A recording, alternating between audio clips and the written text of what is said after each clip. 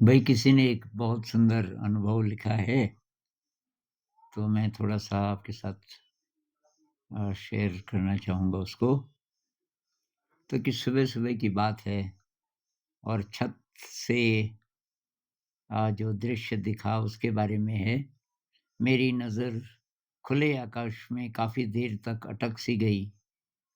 ठंडी हवा जैसे गले लगाकर स्वागत कर रही हो। पेड़ की टहनियाँ एक-दूसरे के साथ नृत्य कर रही थी, जैसे हवा का आनंद ले रही हों। तो मन में विचार उठा,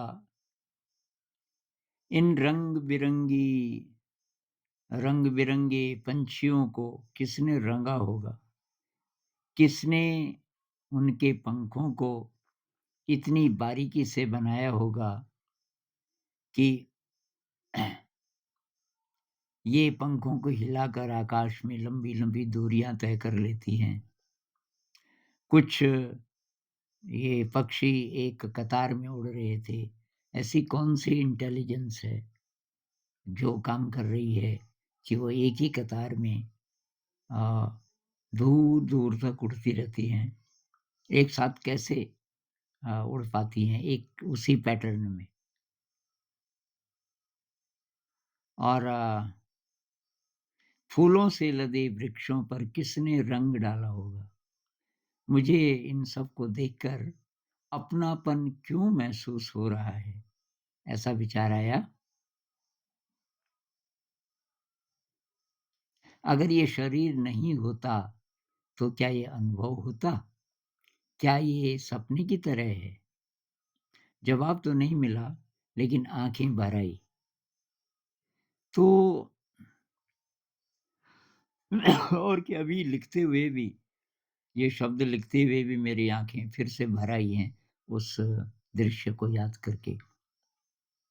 तो भई ऐसे कब होता है जब आपको प्रकृति में सुंदरता नज़र आती है, जब वो सुंदरता आपको छूने लगती है, इतना ज़्यादा कि आपके आँसू आ जाएँ। ऐसा तभी हो सकता है जब आप न तो पास्ट के बारे में सोच रहे हो, न फ्यूचर के बारे में। आप पूरी एनर्जी से, पूरी अवेयरनेस से वर्तमान क्षण में जी रहे हो। तो ये ध्यान का एलिमेंट है। एक प्रकार का ध्यान है कि आप पूरी तरीके से वर्तमान में हो। अगर चिंता होती कि भई अगले हफ्ते परीक्षा है और तैयारी तो है नहीं, अब दृश्य बहुत सुंदर है। सुबह-सुबह का सूरज उगा है नया-नया और ताज़ी धूप अ, पेड़ों से पेड़ों की हरियाली के साथ खेल रही है। आपको वो कुछ नहीं दिखाई दे रहा है, क्योंकि आप सोच रहे हो परीक्षा के बारे में या कि पीछे कोई घटना हुई उसके बारे में। अभी-अभी थोड़ा-सा झगड़ा हो गया मम्मी के साथ या पति के साथ या पत्नी के साथ। अब वो बातें बार-बार रिपीट हो रही है मन में। सामने दृश्य है, दिखाई नहीं दे रहा है। तो ये दुनिया कैसी है, बहुत हद तक डिपेंड करता है कि हम देख भी पा रहे हैं कि नहीं। तो कृष्णमूर्ति जी बोलते थे, डू यू हैव स्पेस?